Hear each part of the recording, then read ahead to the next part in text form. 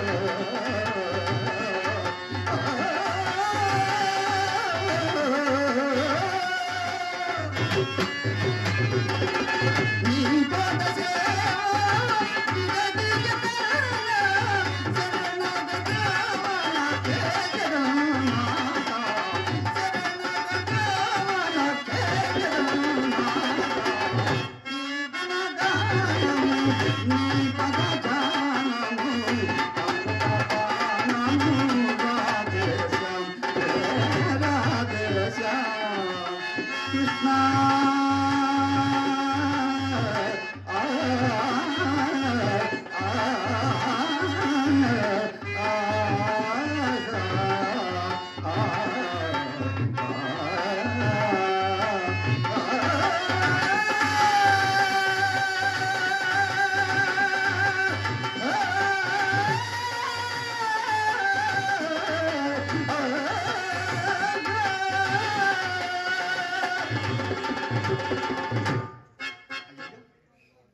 కాలాతీతమవుతున్నది. మిత్రుడు భవానీ శంకరుడు ఈ పూట ఎందుచేతనో ఇంకనూ రాలేదు. ఎంత చల్లని వేళ చెప్తూ వచ్చినారు. మైత్రి యందు ఎంతటి మధ్యమై ఉన్నది, ఎంతటి మధ్యమై ఉన్నది. వేళకు రాక మిత్రుడు, వేళకు రాక మిత్రుడు, ఒక విషము జాగనరిల్చని నీ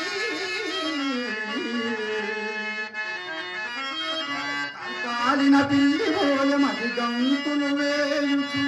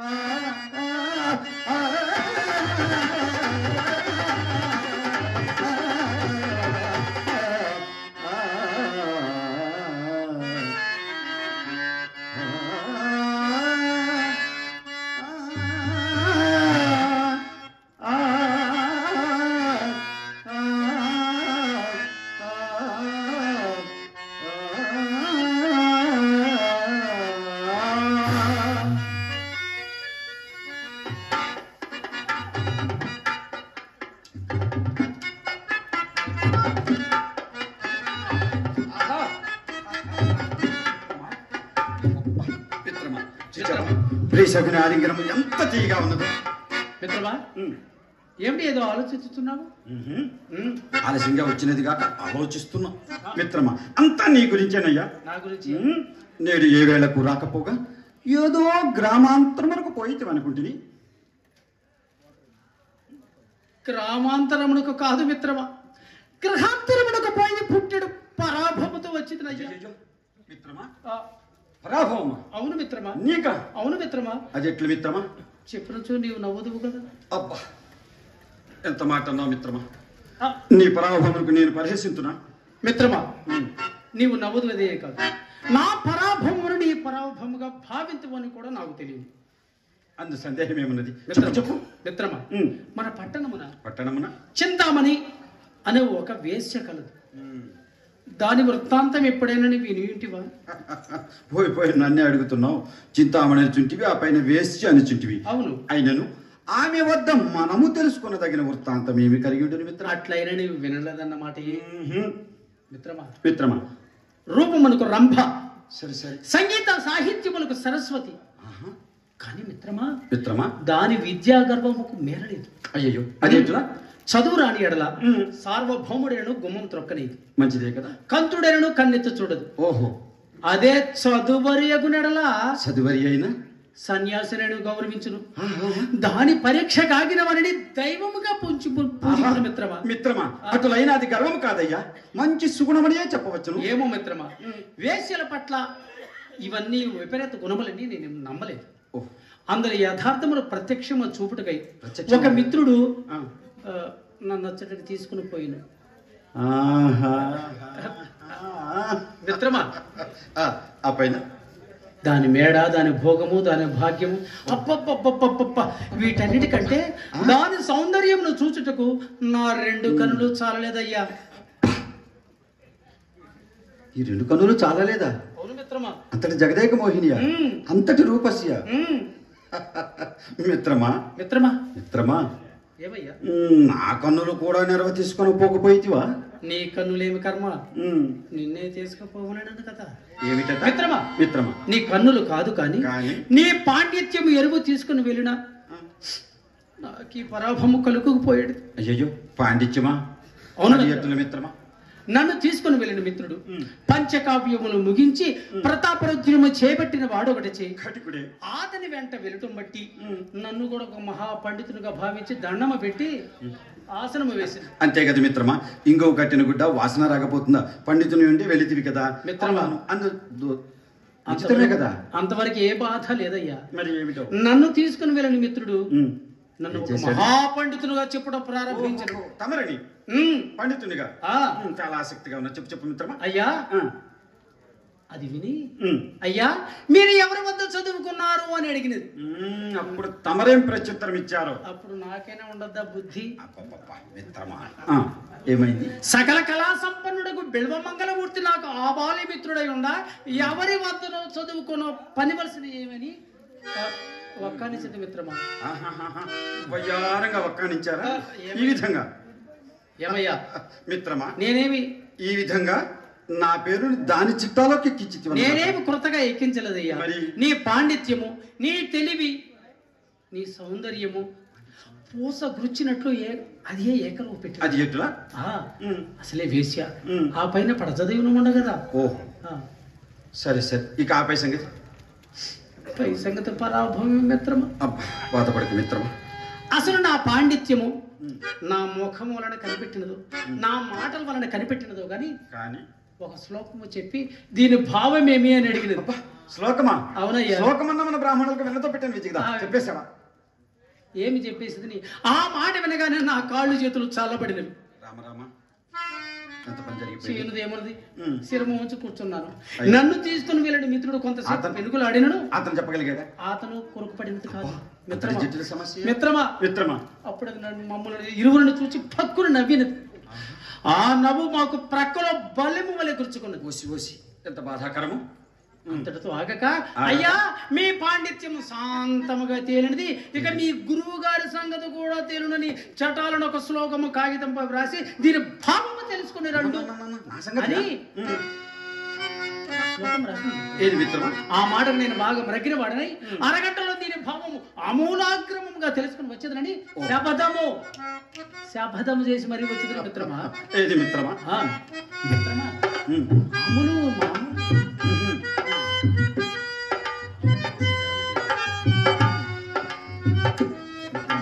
ఏంటయ్యా ఎంత చక్కని చాటు రాసినది, ఎంత చక్కని శ్లోకం రాసినది. అవునా? వృక్షాగ్రవాసి వృక్షాగ్రవాసి నచ పక్షిరాజగా చర్మాంగధారీ నచ సోమయాజికి త్రినేత్రధారీ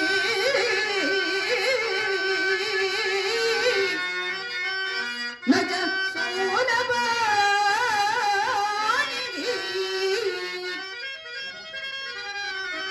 జలం ధరిత్రీ నకటో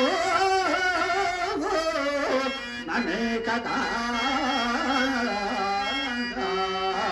మిత్రమా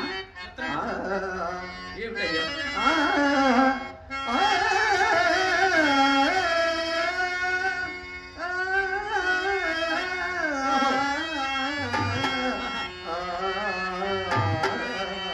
మిత్రమా ఈ శ్లోకం మనకు భావమే తెలియరాలేదా? పద్యమునకు అర్థము తెలిసింది కదా, భావము స్ఫురించదు. అవునవును మిత్రమా, ఇందలి ప్రతి పదమునకు అర్థం తెలిసిన కదా, భావం ఆమూలాగ్రము తెలియటకు అర్థం చెప్తాను విని మిత్రమా. వృక్షాగ్రవాసి చెట్టు పైన వసించును పక్షి. ఆ చెట్టు పైన వసించును నచ పక్షిరాజ పక్షి మాత్రము కాదు. పక్షి కాదు. చర్మాంగధారి చర్మమును ధరించును కాని నచ సోమయాజి సోమయాజి మాత్రము కాదు. సోమయాజి అంటే ఎవరు మిత్రమా? సోమయాజి అనగా యజ్ఞయాగాది క్రతువులు నిర్వహించు ఋత్విక్కులు పులి చర్మముపై ఆసీనులై వారు ఆ క్రతువును నిర్విఘ్నంగా నిర్వహిస్తారు. కానీ ఏం చేద్దాం, నచ్చ సోమయాజి అటువంటి సోమయాజి మాత్రము కాదు. సోమయాజి కాడు. త్రినేత్రధారి 3 కన్నులు కలిగి ఉండును. ఆయా ఇంకెవరున్నారు? పరమశివుడు. పరమశివుడు మిత్రమా అలా చెప్పినచో మనం ఇరువురము పొరపాటు పడినట్టే. త్రినేత్రధారి నచ శూలపాణి 3 కన్నులు కలిగి ఉండును కానీ ఆ పరమేశ్వరుడు కానే కాదు. మిత్రమా జలంధరిత్రి నీరు కలిగిండును కాని నా కథ మనము నిత్యము ఉపయోగించుకుని కుండయును కాదు, నా మేఘ వర్షించు మేఘమును కాదు. కుండ కాదు, మేఘము కాదు. ఇప్పటికి నేను స్మరణకు వచ్చినదా? లేదు మిత్రమా. ఇప్పటికి ఇప్పుడు కూడా ఇనుప గుగ్గిళ్ళ వలె ఉన్నవి. మిత్రమా మిత్రమా ఏమిటయ్యా? టెంకాయ, కొబ్బరికాయ, నారికేలము, భగవత్ ప్రసాదము అన్న నిజమే సుమా. మిత్రమా ఈ ముక్క ఇప్పుడే చెప్పి వేసి వచ్చదా? నేను వచ్చేదానికి నువ్వు ఎచ్చటే ఉండవాలి. బాగున్నది బాగున్నది మిత్రమా. ప్రారంభంలోనే ఆలస్యంగా వచ్చింది. నాయన గారు వచ్చే సమయం కూడా ఆసనమైన అలా వెళ్తాంట మిత్రమా. వెంటనే వచ్చింది మిత్రమా. సరే అయితే ఇక్కడ ఉన్నట్టు రావాలి. శీఘ్రంగా వస్తావు కదా? శీఘ్రమేగా, వెంటనే వచ్చదా. ఓకే మిత్రమా వచ్చదా. ఆహా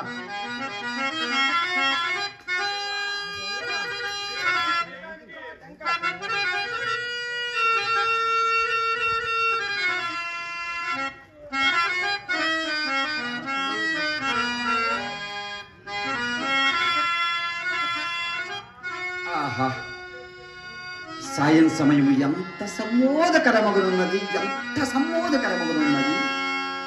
చల్లని పిల్లగాడు పుల్లు,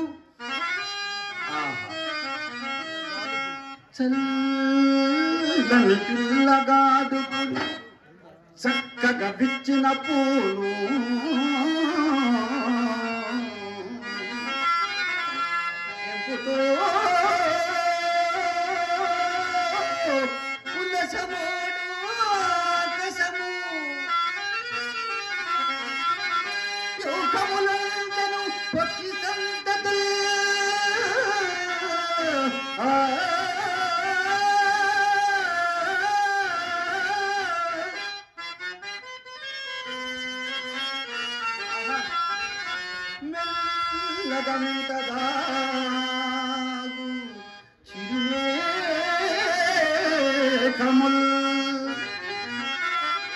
అయ్యపరాత్రి వెంట సూర్యబింబము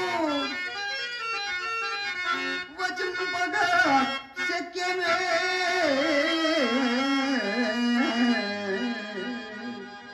సంచరించే సంపద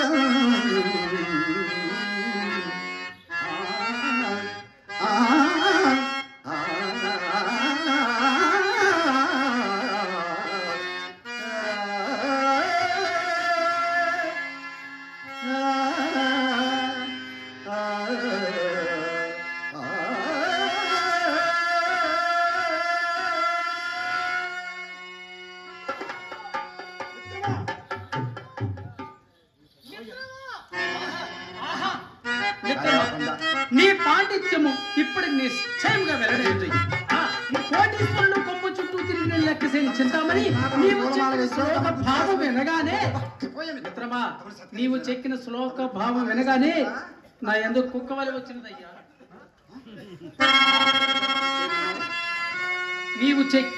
నీవు చెప్పిన శ్లోక భావం వినగానే నా వెంట కుక్కవలి వచ్చినదయ్యా. పిడుగులాంటి వార్త, ఇంత పిడుగులాంటి వార్త ఇంత చిన్నగా చెప్పావేమయ్యా మిత్రమా.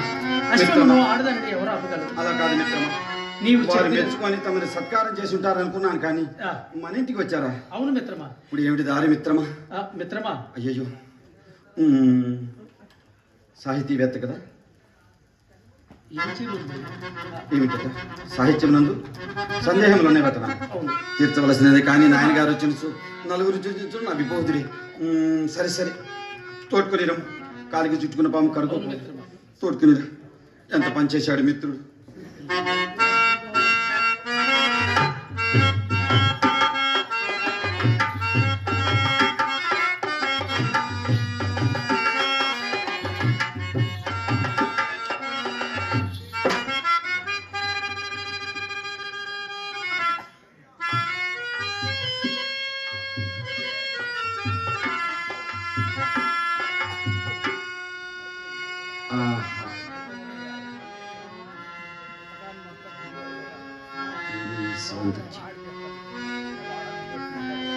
ఏమీ జగన్మోహనాకారం, యమ గణికయా లేక చక్కదనముల కణికయ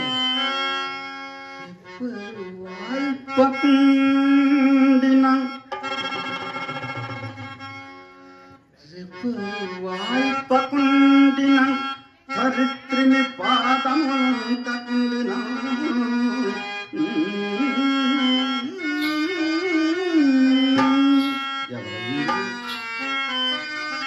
తప్పక రంభయ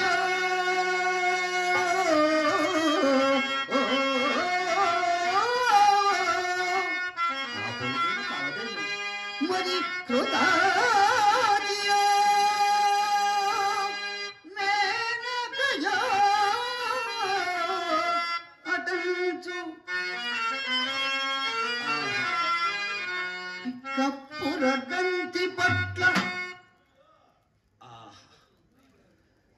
కప్పుర గంధి పట్ల ప్రేమ కలగకపోవునే.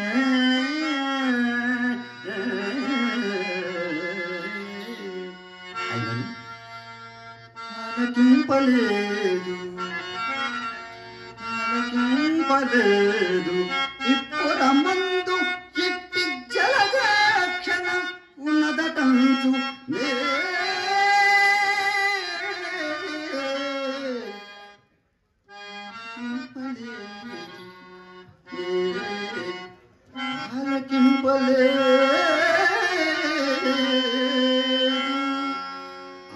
ఆహా, ఈ జగన్మోహన మూర్తిని మరలా ఎంత కాలములకు నేను చూడగలుగుతుంది. వికచ పద్మంబులీముకు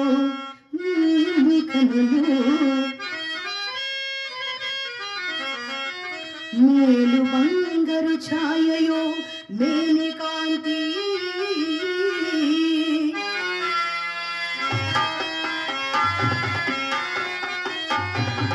ఇట్టి సౌందర్యమూర్తిగాంచని నాదు జన్మ ఒక జన్మమే.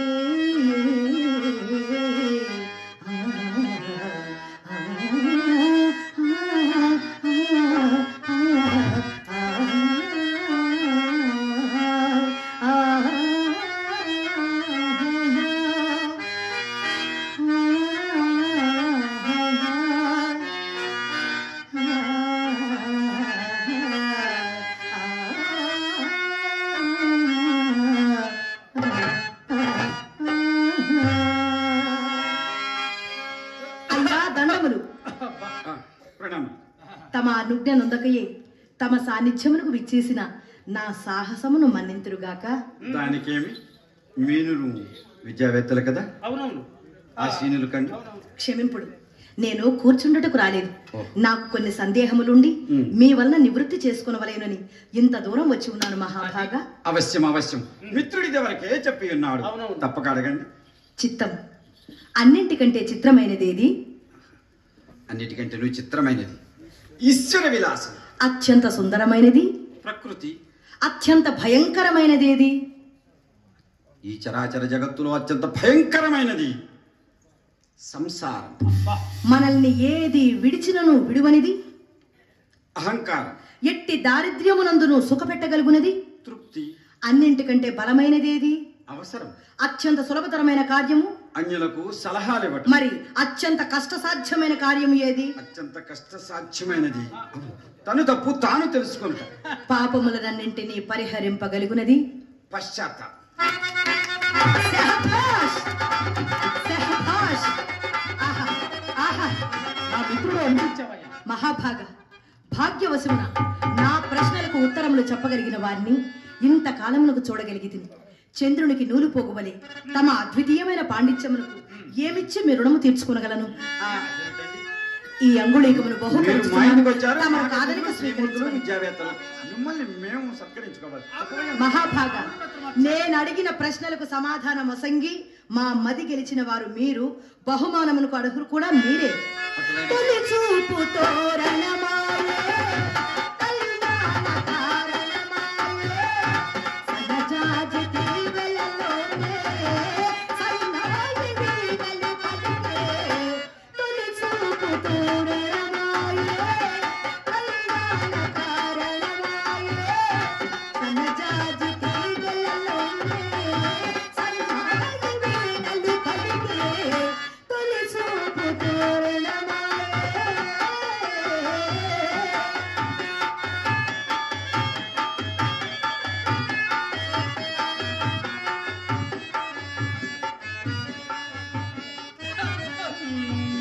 మిత్రమా, ఏమిటో బడి తప్పుడు వెళ్తున్నదయ్యా? అవునయ్యా, బండి బండి బండి వచ్చింది. నాయనగారు వచ్చారేమో, ఆ, మనకంటేనేమో. చూసి వచ్చాను. చూసిరావయ్య మిత్రమా. ఊహలు గుసగుసలాడే, నా హృదయము గిసలాడే. ఊహలు గుసగుసలాడే, నా హృదయము గిసలాడే. వలదన్నది మనసు, కలనైన నిన్నే తలచు.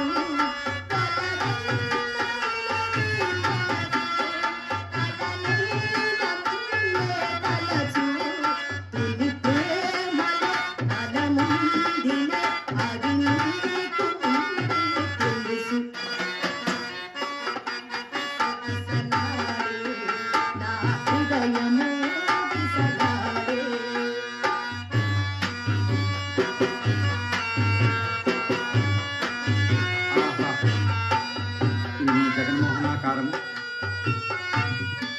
ఎంతటి రూపసి, కోటేరు వింటాము, కొండపల్ల వింటాము. మిత్రమా, కొంప మునిగినదయ్యా. మీ నాయనగారు వచ్చినారు, మీ నాయనగారే వచ్చినారు. స్వయముగా మీ నాయనగారే వచ్చినారు. అవునయ్యా, అవునయ్యా, మనవండి. ఇప్పుడు ఏదైనా ఒక ఉపాయం ఆలోచించవయ్యా. ఏం లేదు. సరే సరే, నేను చెప్తాను చూడు మిత్రమా. చింతామణి గారిని పెరటి ద్వారం గుండా తీసుకుని పొమ్ము. ప్రధాన ద్వారం గుండా వెళ్ళి నాయన గారికి నేను స్వాగతం పలుకుతానయ్యా. అలా చేయండి. అలా చేస్తావు కదా మిత్రమా. చింతామణి గారు, చెప్పండి. ఈ అనివార్య అంతరాయం మనకు అన్యదా భావించరు కదా. ఎంత మాట! దీని వలన పునర్దర్శన లాభమునకు అవకాశం ఏర్పడినది కదా. అవశ్యం అవశ్యం.